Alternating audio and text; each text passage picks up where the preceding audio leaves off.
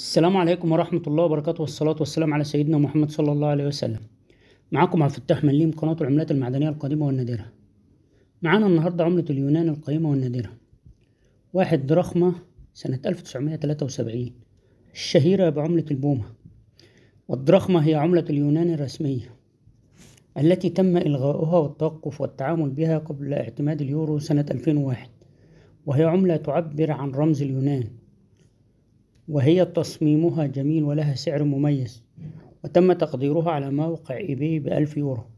وقبل ما نبدأ الفيديو برجاء دعمكم وتفعيل زر الجرس للاشتراك في القناة لكي يصلكم مني كل جديد، ويا رب الفيديو يعجبكم.